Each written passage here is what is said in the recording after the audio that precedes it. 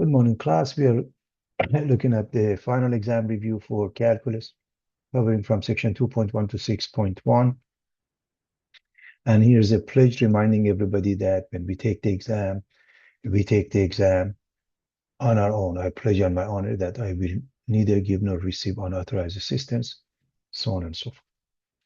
All right, use geometry to evaluate the integral of -3 to 3 square root of 9 minus x squared dx. So what do we have here?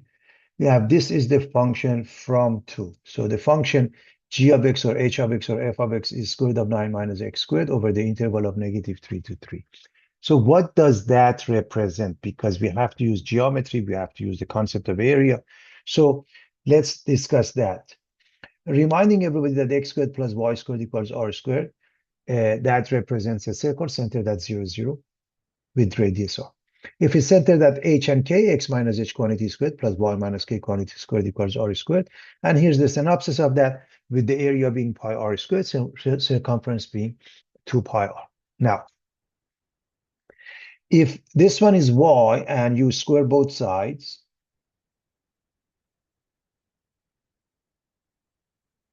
then you get y squared equals 9 minus x squared, and x squared plus y squared equals 9, which is a circle centered at 0, 0 with the radius 3. So what we are dealing with is a semicircle, reminding you of the following. If you look at the top portion, this is the equation. If you look at the bottom portion,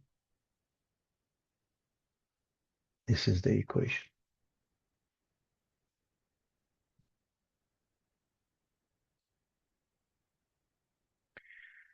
If you look at the right side, in other words, you solve for x, you get square root of 9 minus y squared.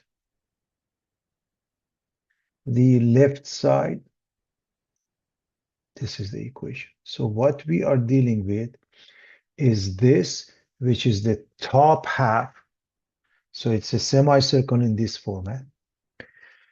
So semicircle, and the radius is 3. So you use pi r squared, you calculate the area, you divide it by 2. So the graph of G is a semicircle of radius 3. So we have to prove that before we come up with the answer. So half of pi r squared is 9 pi over 2. Very straightforward. As far as the methodology to integrate this, we don't have it yet in calculus 1. We will discuss that in calculus 2. So having said that, let's go to the next question. We are given the following. The integral of 1 to 3 f of x dx equals to 6, from 3 to 7 is 9, and the integral of 1 to 3 g of x dx is -4. So what is the integral of 1 to 3? 3 times f of x, you just take the 3 out. So 3 times this number gives you 18. What about this one? You make up two integrals in the following manner.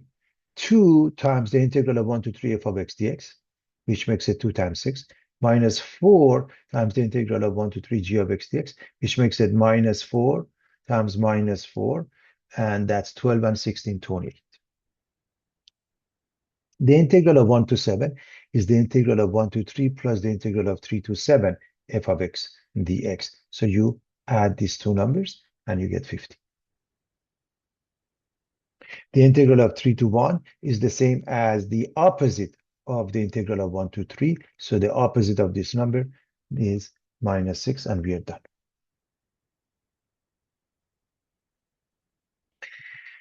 F of x is a piecewise defined function. We want to evaluate the integral from negative to 2 of f of x dx. And if we want this, even if this is from -infinity to 0, 0 to infinity, we still work in the same manner. This has two pieces, one from -2 to 0, which uses the top piece, and the other one from 0 to 2, which uses the bottom piece.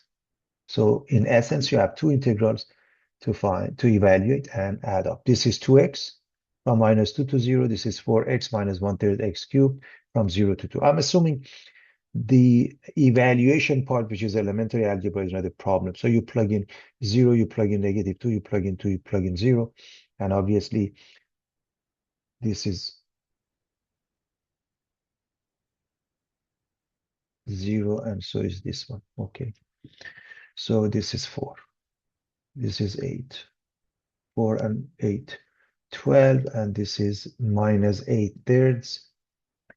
12 times 3 is 36, minus 8 is 28, 28/3. So that shouldn't be any problem adding up accordingly.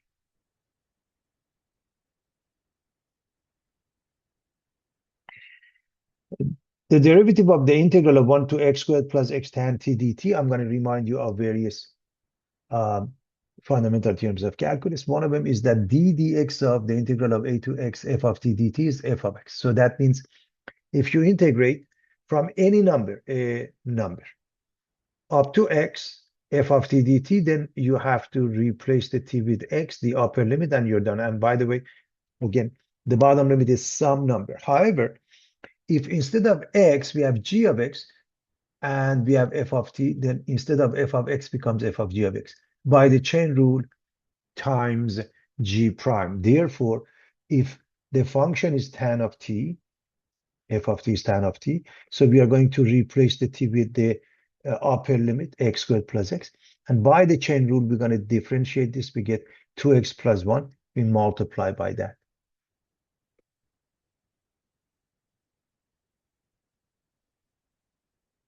And we rewrite it by writing this in front, and we are done. So very straightforward. What happens here? The lower limit and the upper limit are both functions, in which case the derivative of the integral of g of x to h of x f of t dt, then you plug in the upper limit and times h prime. This is just like this one by the chain rule, minus, now you plug in the lower limit f of g of x times g prime of x. And that would be just because you can put a 0 here and evaluate it from 0 to h of x, and then from g of x to 0, it will prove that. We have seen that before. So having said that, so first and foremost, notice the function is t squared. In other words, f of t is t squared. Now we are going to replace the t with the upper limit. We get sine squared. By the chain rule, we need its derivative, which is cosine x, so times cosine x, minus, now we're going to replace the t with the lower limit tan, so we get tan squared, times g prime times the derivative of that by the chain rule secant squared. And we're done. We don't have to rewrite it. What happens if you're taking the derivative of the integral where the bottom limit is a function and the top is a number? Well, the integral of b to a is minus the integral of a to b. So it's minus, we put a negative sign, and we interchange the lower and upper limit. So minus. And so now this works exactly like the first one. First and foremost, notice the function is this. So f of t is square root of 1 plus t squared. Secondly, we keep the negative sign, and we're going to replace the t with the upper limit sine x. So we get minus square root of 1 plus sine squared x. And then the chain rule says, okay, we need the derivative of sine, which is cosine. We rewrite it by bringing cosine x in front and write minus cosine x, square root of 1 plus sine squared, and we are done.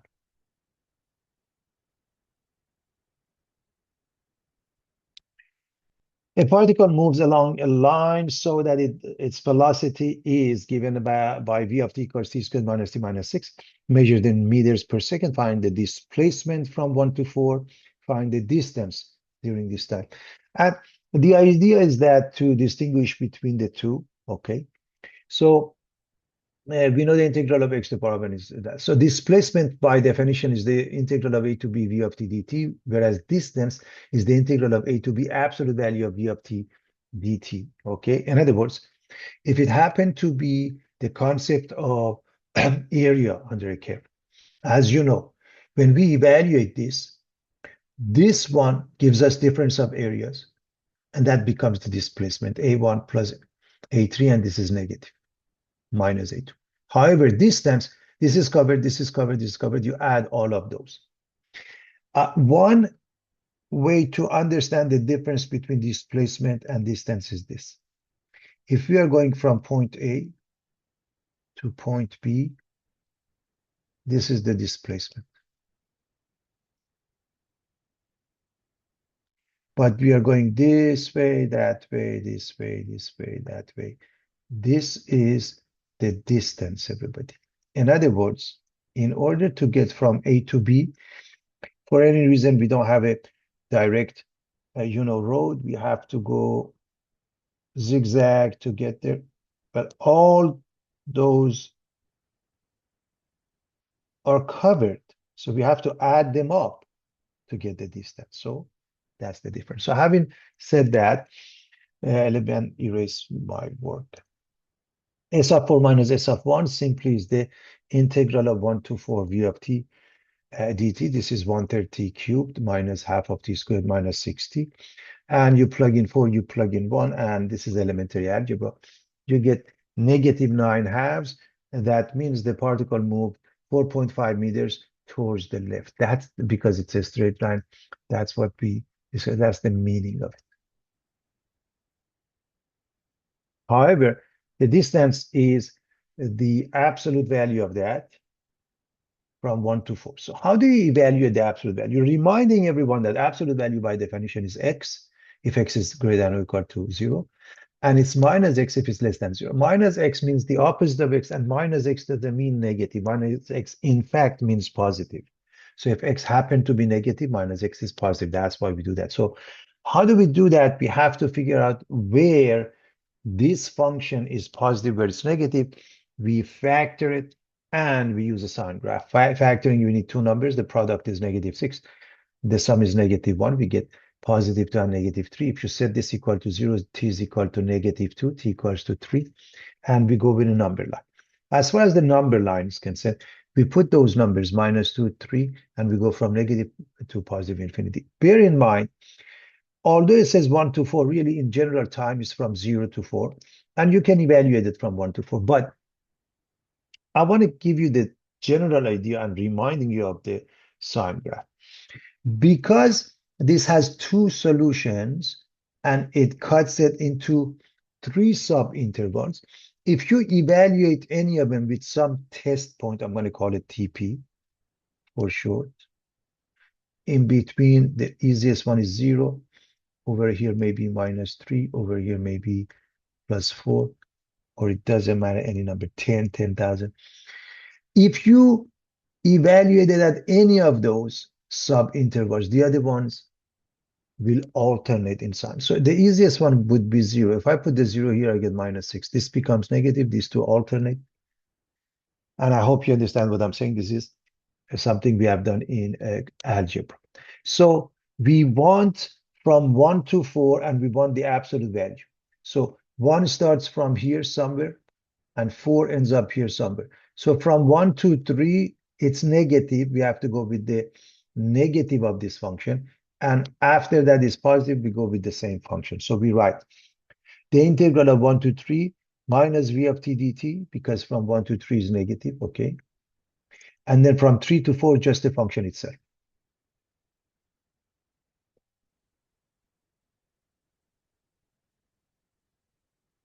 We already discussed this is the same as this one from 3 to 4, and this one is the opposite of this one, okay?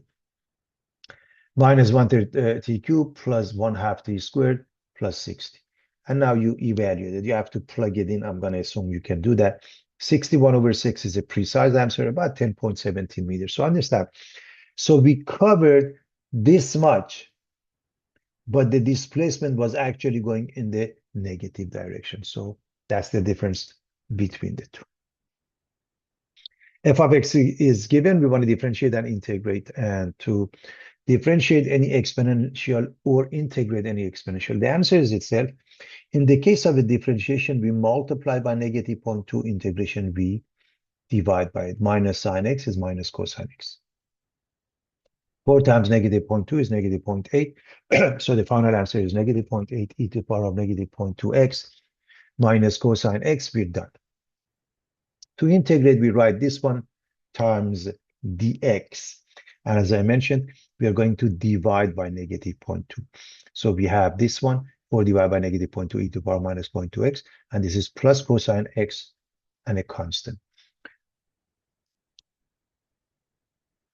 This is 4d divided by negative 2 or negative 2. Let's make it into initial value condition by having one pair, namely 0, comma 20. So replace the x with 0 and f of x or y with 20. When we do that, we know this is 1, we know this is 1. So we get minus 20 plus 1 plus c equals 20. C must be 39. And you replace it. And a general solution becomes a particular solution with the help of one pair. This is a family of functions. This represents infinitely many, and this is only one of them. The integral of minus 2 to 2, parentheses x to the power of 6 plus 1 dx.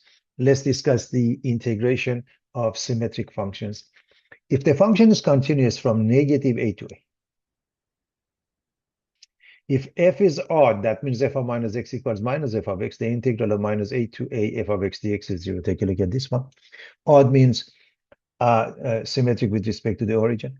As you can see, from minus a to a, these two areas are the same, but above is considered positive, below is considered negative. They undo each other, they give us 0. However, if f is even, that means f of minus x is equal to f of x. The integral of minus a to a is f of x dx equals 2 times the integral of 0 to a f of x dx, because it's easier to evaluate from 0 to a than from minus a to a. Now, take a look at this one. The right side and the left side, symmetric with respect to the y-axis. And this area is identical to this area. That's why we do that. And this one, I hope you see that f of minus x equals f of x, because if I replace the x with minus x, I get the same thing. So that's an even function. If it's an even function, instead of evaluating from negative to 2, I'm going to evaluate from 0 to 2 and multiply it by 2. So even, okay. And we have 1 over 7, x to the power of 7 plus x. And if I plug in 2, 2 to the power of 7 is 128. 0 doesn't do anything.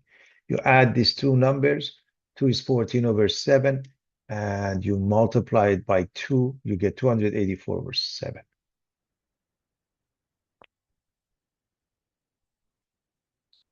And again, just quickly, this is 14 over 7. So these two would be 142. All right, what about this one? This, we really don't have techniques to handle it yet. And so this is equal to 0. Why is that? Because we are going from minus a to a, more specifically from minus 1 to 1, we are hoping this is an odd function. And that means if I replace the x with negative, what happens? I get tan of minus x over 1 plus negative x quantity squared plus negative x quantity to the power of 4. The denominator doesn't change. Tan of minus x is negative tan of x. Therefore, f of minus x equals minus f of x. F of x is an odd function. Okay. So we showed this is even, this is an odd, and therefore the answer is 0. You don't have to do anything. What about the integral of x plus 1 over square root of x dx? The same as differentiation. The very first step is the algebra. Change this to x to the power of 1/2 and make up two fractions. This is obviously x to the power of 1/2. This is x to the power of negative 1/2. And now it is ready for the power rule. So this is 1 over 1/2 plus 1 x to the power of 1/2 plus 1. This is 1 over negative 1/2 plus 1 x to the power of negative 1/2 plus 1. 1/2 plus 1 is 3/2. Negative 1/2 plus 1 is 1/2. The reciprocal of 3/2 is 2/3. The reciprocal of 1/2 is 2. And the final answer is 2x to the power of 3/2 over 3 plus 2x to the power of 1/2 plus c. I mean, you can, for example, change this to 2 squared of x or this one 2 square root of x cubed. Again, just a different format if need be.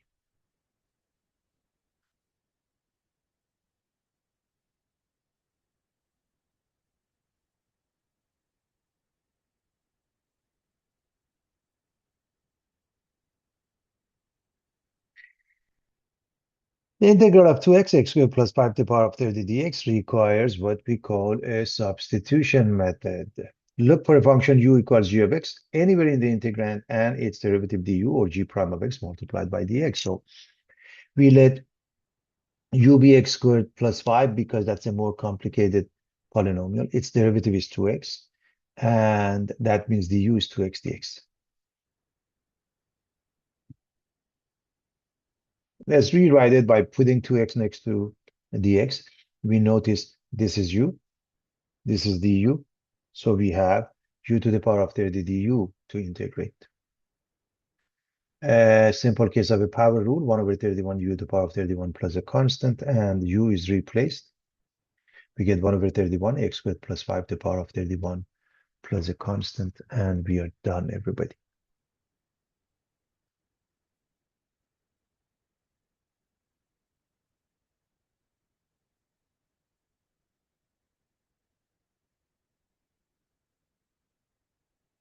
So that's pretty straightforward. Now we're going to continue with the same methodology, substitution. If we have a fractional format, the first step is to simplify it, put it in lowest term. If possible, we can't. We just have to use the denominator as a choice of u. You know its derivative is e to the power of t, therefore du is e to the power of t dt.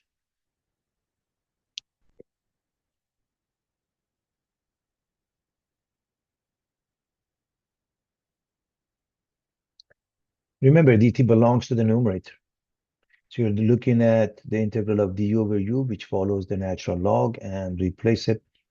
ln of absolute value of 5 plus e to the power of t plus a constant. Bear in mind, because this is positive,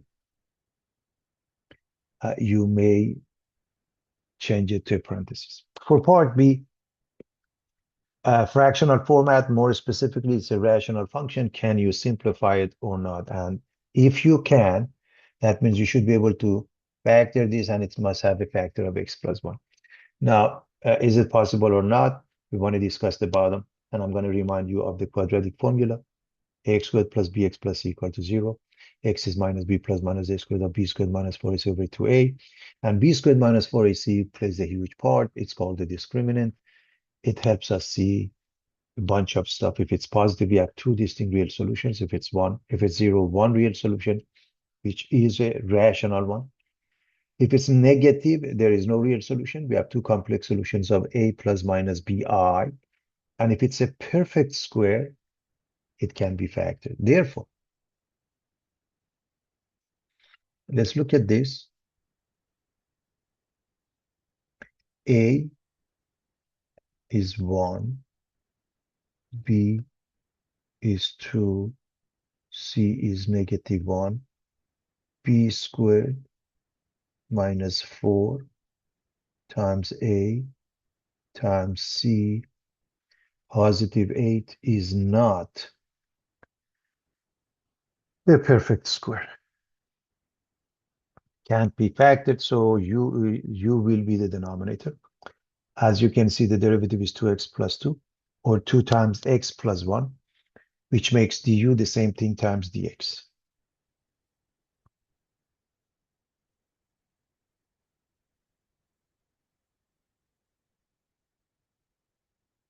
We're going to rewrite this because, again, everybody should know dx belongs to numerator. Again, in most texts, they solve for dx. I don't, because I see a number missing. I can put the number, undo it with its reciprocal, 2 and 1/2. The product must be 1, and you can only do that with numbers. So now we are looking at the u over u inside the integral sign, which is a log, half of natural log, and a constant. Replace it, and you're done. Again, the difference is you must keep the absolute value here, because this expression can be positive or negative. This one you can change it to parentheses. Now, I want to look at the reciprocal of both cases. If you go with the reciprocal of this one, you have to do long division. If you go with the reciprocal of this one,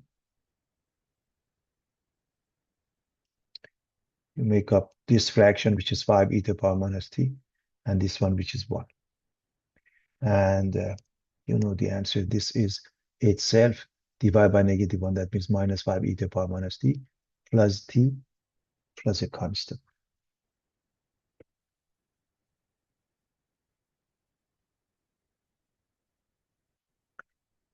ln x is involved. That's the choice of u for substitution. Its derivative is 1 over x, which makes du 1 over x dx. Two formats, 1 over x dx or dx over x. So let's put this in a format that everybody can see ln x quantity squared or u squared, 1 over x dx or du. The reason we do that, because we want to make sure there is no doubt what we are dealing with. This is a power rule, 1/3 u cubed plus a constant, replace it, and you're done. So it's very straightforward, everybody. You just want to make sure that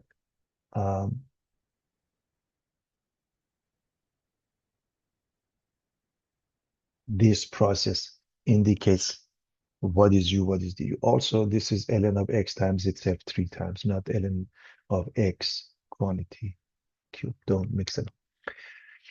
In this case, you have a fractional format. The first step, can I simplify? The answer is no. So what do we do? Notice the top is the derivative of the bottom. E to the power of x is itself.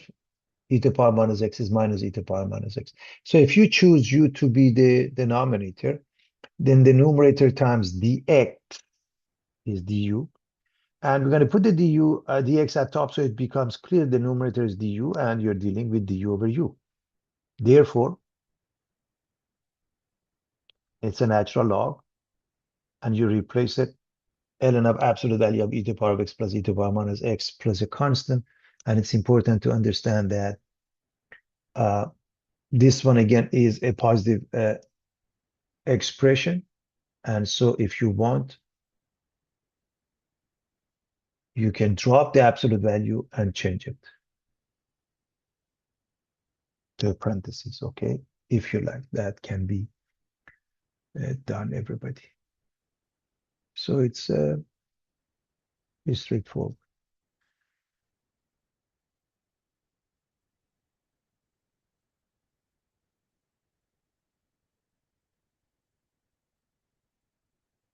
All right, we are going to move on. And so what happens here is that, first thing first, we want to notice theta is the independent variable. Therefore, 5 is 5 theta when you integrate. 2 cosine theta is 2 sine theta plus a constant.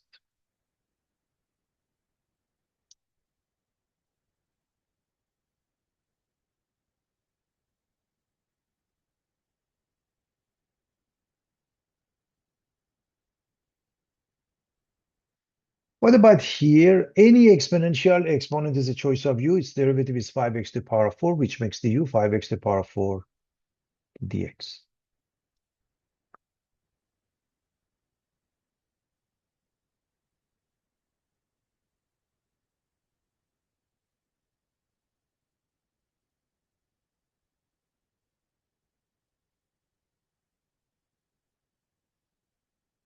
So we are going to move the x to the power of 4, so it becomes clear that what we have and what is missing. In other words, everything is fine here except number 5. Again, most x, they solve for dx. I don't. I put the 5 and undo it with its reciprocal 1/5. So we have 1/5 of the integral of e to the power of u du. And it's 1/5 e to the power of u and a constant. And replace the u with x to the power of 5 minus 2. You get 1/5 e to the power of x to the power of 5 minus 2 plus a constant. And that is the final answer, everybody.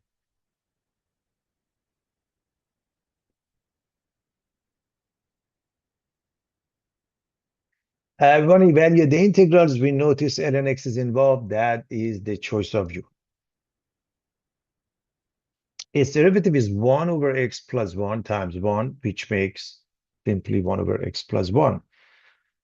Therefore, du is 1 over x plus 1 dx. And to make sure we understand what we have, we're going to rewrite this so it becomes clear that this is u and this is du, and the limits are no longer 0 and 1. What are the new limits?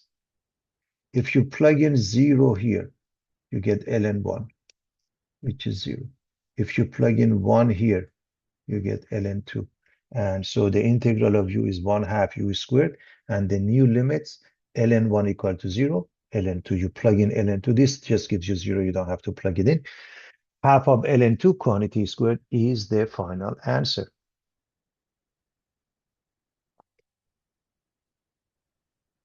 The integral of dt over cosine squared times 1 plus tan t, you may recognize this one as 1 over cosine squared, since 1 over cosine is secant, so this is secant squared t dt over 1 plus tan t. So you choose u to be the denominator. As you know, the derivative of tan t is secant squared. Therefore, du is secant squared t dt. So you're dealing with the du over u. The answer is a natural log and a constant. Replace it. ln of 1 plus tan t in an absolute value sign plus a constant, and definitely an absolute value sign because this expression can be positive, negative, you name it.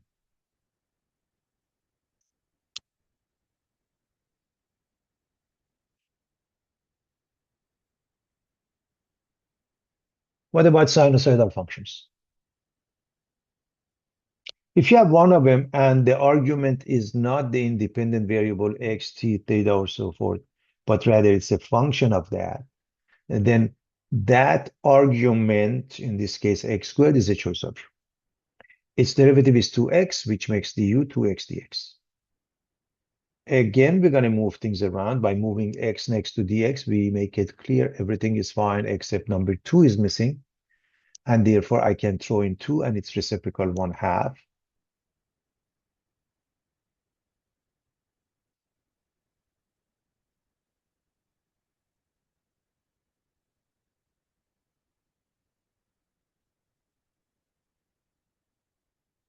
So I have 1/2 sine of u du, and the derivative is cosine. The integral is negative, so negative 1/2 cosine u and a constant, and replace the u with x squared, and you're done.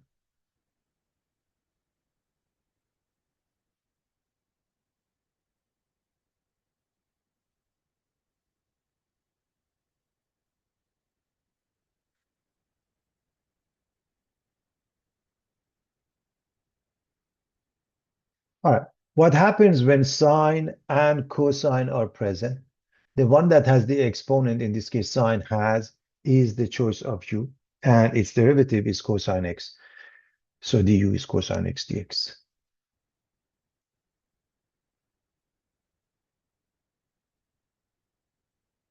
Notice this is u squared. This entire thing is du. And the answer is 1/3 u cubed plus a constant. Put the sine x, you get 1/3 sine cubed x plus a constant. We are done. Now, what if cosine has the exponent? Okay, cosine is the choice of u. As you see, the derivative of cosine is negative sine, which makes the u negative sine x dx, and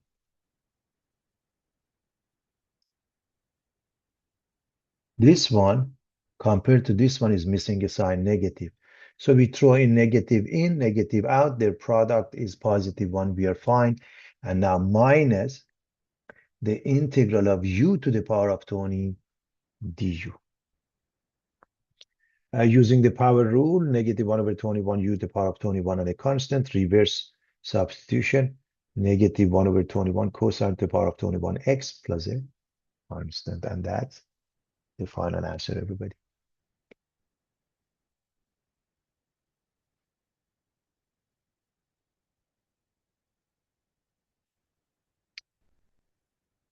Application problem. Many fish grow in a way that is described by the von Bertalanffy growth equation.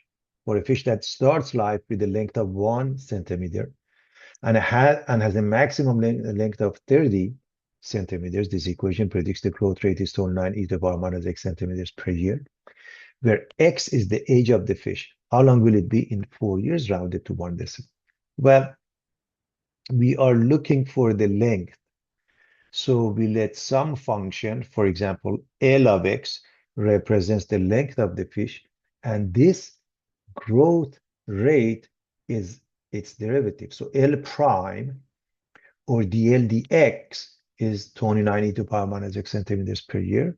And this is the initial value condition, L of 0 equals 1 centimeter. So that is describing the question mathematically. Now, the amount of increase over the course of the first 4 years follows this one, which is also known as the net change theorem, the accumulated change. So the integral of 0 to 4, 29 e to the power minus x dx. So the integral is negative 29 e to the power minus x from 0 to 4.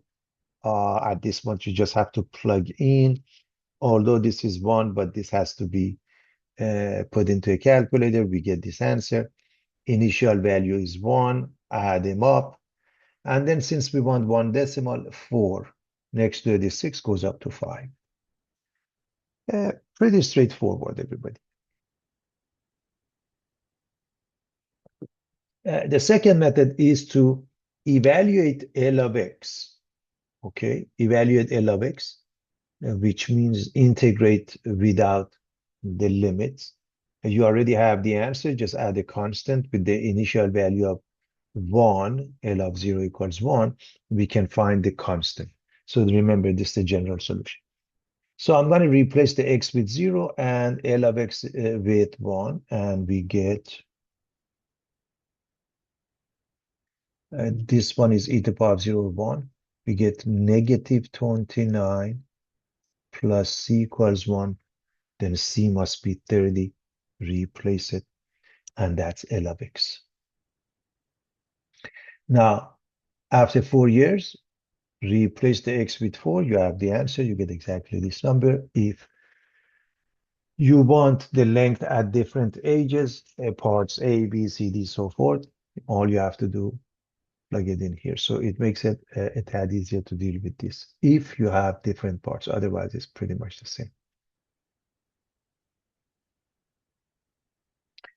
Again, reminding you of evaluating an integral that requires substitution, but it's a definite integral. It's a number. How do we do that? That's why I'm going to go back to this type of question again, where u is 25 minus x squared, because this is x times 25 minus x squared to the power 1/2, right? So 25 minus x squared is a more complicated one, and that's the choice of u. Du becomes negative 2x dx. And we're going to move things around so everybody can see that this negative 2 is missing in action. So you put the negative 2 and undo it with its reciprocal. Rewrite it.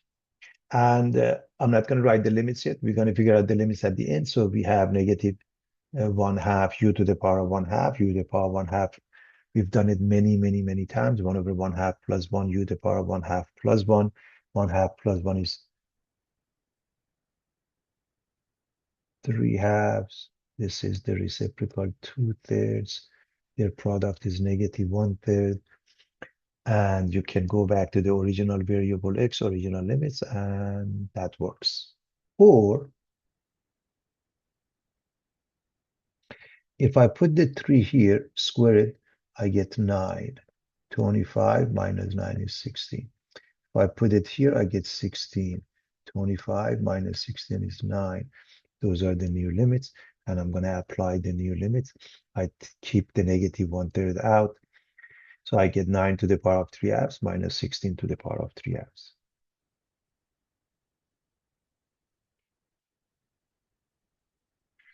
Nine to the power of 3/2 means square root of 9 cubed. This means square root of 16 cubed. This is 3 cubed is 27, 4, 64. Their difference is minus 37. Their product is positive 37/3.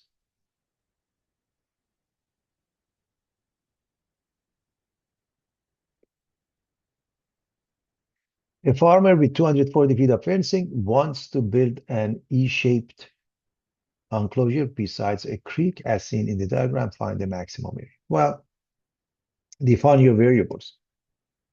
The width is X, the length is Y, and the area is their product. So you want to maximize the area of XY. Subject to 240 feet of fencing, we have one of them here, which indicates this must be X, this must be X, and we have three of those and just one Y because over here we don't need it on this side. So subject to 3X plus Y equals 240. A is a function of two variables. We're going to solve for Y, put it into this, and make it a function of one variable. And X is between 0 and 80. Here's the reason. X represents a dimension, must be positive. Why is it less than 80? If you set this one equal to 0,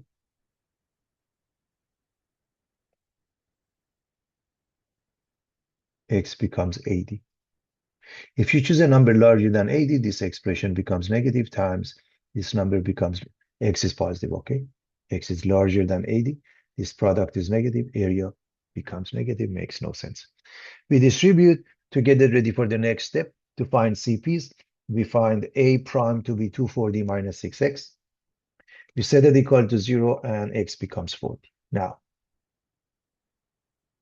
we have an open interval of 0 to 80 with one critical point, and therefore local becomes absolute. You can go with the first or the second derivative test. We go with the second because it's easy to calculate, minus 6. Now you have to evaluate it at X equals 40. So regardless of what X is, A double prime is always negative 6. And even if you could evaluate, the idea is that just positive or negative, that's all you want to pay attention to. And in this case, it's negative, and negative, everybody, means concave down, means max, because concave down looks like this. So when X is 40, okay, we get the max, so plug it in here. 3 times 40 plus Y is 240, gives you Y, which is 120 feet. So the dimension would be 40 by 120. The area would be their product, 4,800 square feet. Pretty straightforward, everybody.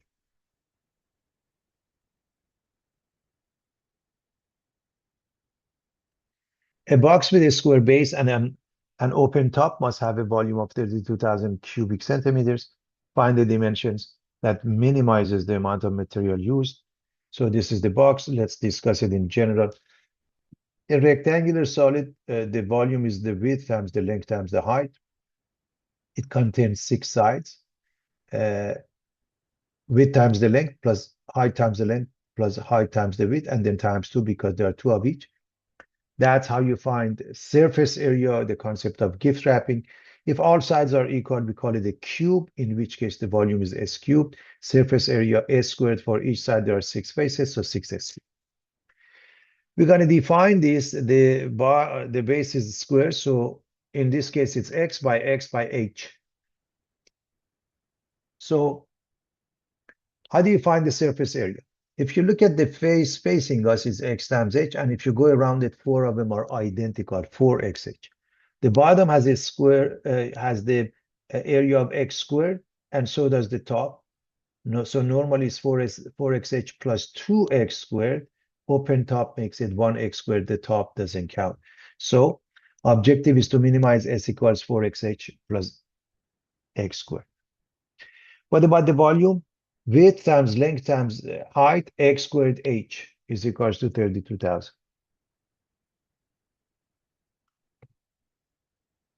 That's the constraint.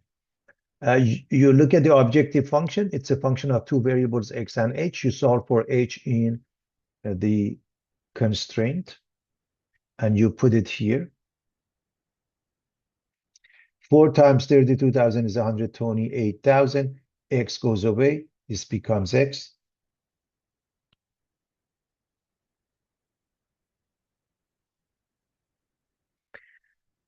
And you bring the X up, get it ready for the next step, which is differentiation. And X represents dimensions must be positive. So to differentiate this, the product of these two is negative 120,000, x to the power minus 2 plus 2x. And to find critical points, we want to put it in a format that is doable. To do so,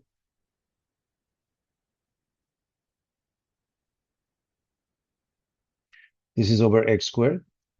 And this one, in order to have the common denominator, you multiply by this, you get 2x cubed. And now you have a common denominator. S prime is 0, the top is 0, S prime doesn't exist, the bottom is 0, the bottom is 0, x is 0, which is not in the interval of 0 to infinity. So you look at the numerator, you set it equal to 0. And when you do that, 2x cubed equals 128k, x cubed is 64k, x becomes 40. Now, so we have one critical point in an open interval, local becomes absolute. So what do? We do the first or second derivative test? Second. I'm going to erase the word.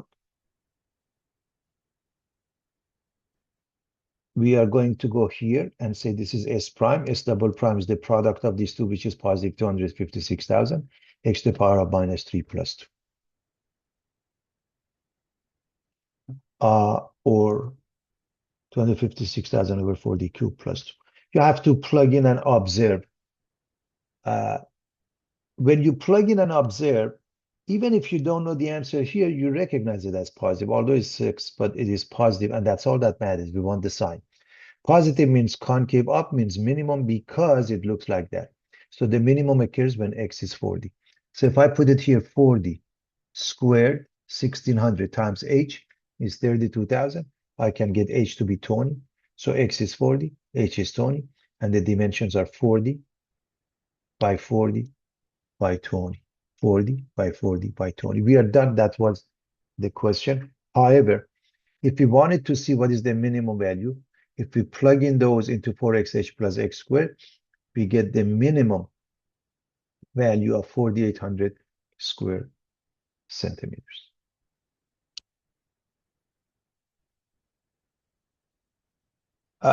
We want to find the area of the region that is bounded by the graphs of f of x equals 2x plus 1 and g of x equals x squared plus 1. And the first step is to graph. And I'm going to assume you can graph it. This is y equals x squared. Parabola opens up and you move it up by 1. This is the line. Pick up a couple of pairs. You can figure out the two functions. Clearly, you see the line is at top of the curve. So we want to find points of intersection. You set them equal. These two cancel each other. X squared minus 2x. You factor the x. And you get either 0 or 2. And you want the pair 0, 2. If you plug in 0 here, you get 1. If you plug in 2 here, you get 5.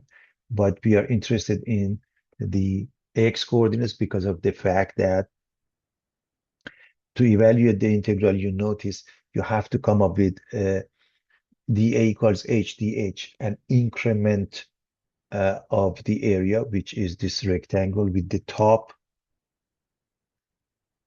coming from the line and the bottom coming from the curve. So the top comes from f of x 2x plus 1. The bottom comes from g of x x squared plus 1. So y of the top minus y of the bottom. So f minus g. So the top is the line 2x plus 1. The bottom is the curve or the parabola x squared plus 1. And we are going to integrate that from 0 to 2. Of course, this is 2x plus 1 minus x squared minus 1. So we get 2x minus x squared. This is x squared. This is minus 1/3 x cubed from 0 to 2. You plug in 2, you get 2 squared minus 2 cubed over 3. And if you plug in 0, you get 0. And I hope you see that this is 4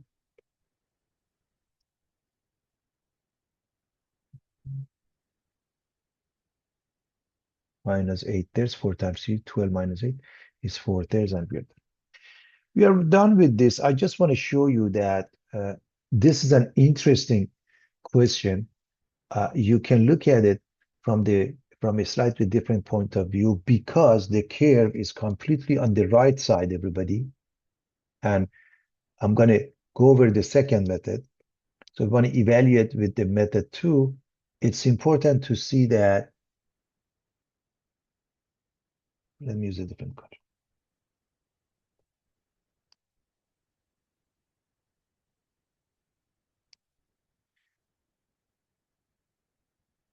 X of the right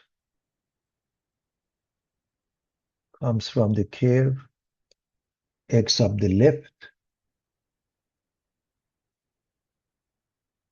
comes from the line.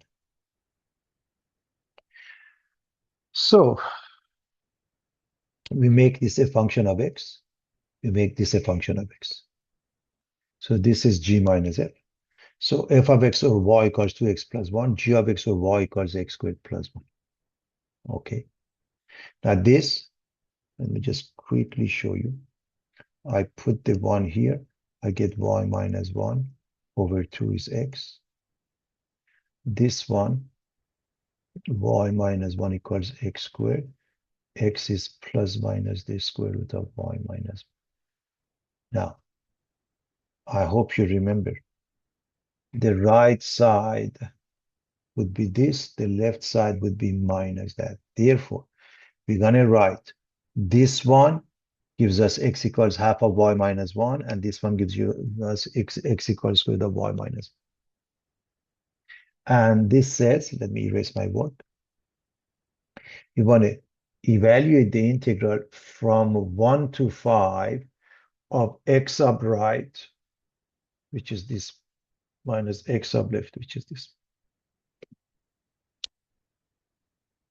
So we're going to evaluate this. We're going to evaluate. I'm going to separate them because this actually, some of you may not see, but you can use the substitution. So starting with this one, we're going to write it y minus 1 to the power of 1/2. Just look at this one. And y minus 1, we let it be u. Its derivative is 1. Therefore, du is dy.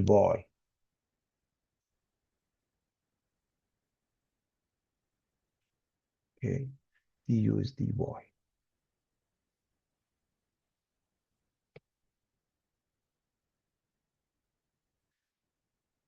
And so this is u to the power of 1/2. And again, I hope you remember we've done this quite a few times. 1 over 1/2 plus 1, u to the power of 1/2 plus 1.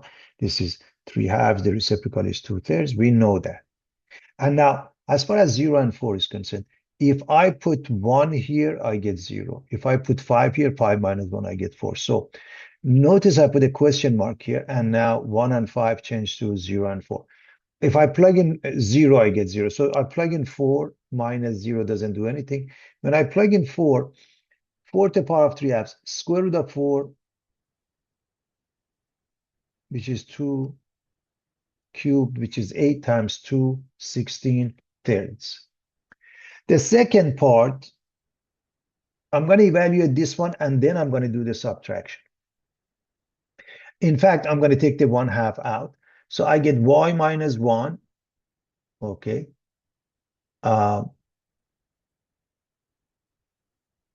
Y becomes half of y squared minus y, and this is from 1 to 5. To make it a tad easier, in fact, if I factor the 1/2, this becomes 1/4, and this becomes 2. I hope you can see what I'm doing. I want to speed up the process. So now if I plug in 5, I get 25 minus 10. If I plug in 1, I get 1 minus 2.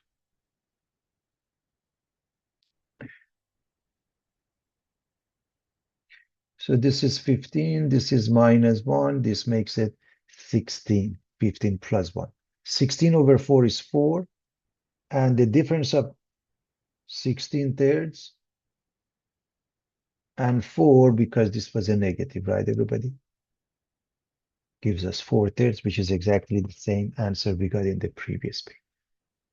So this was the second method.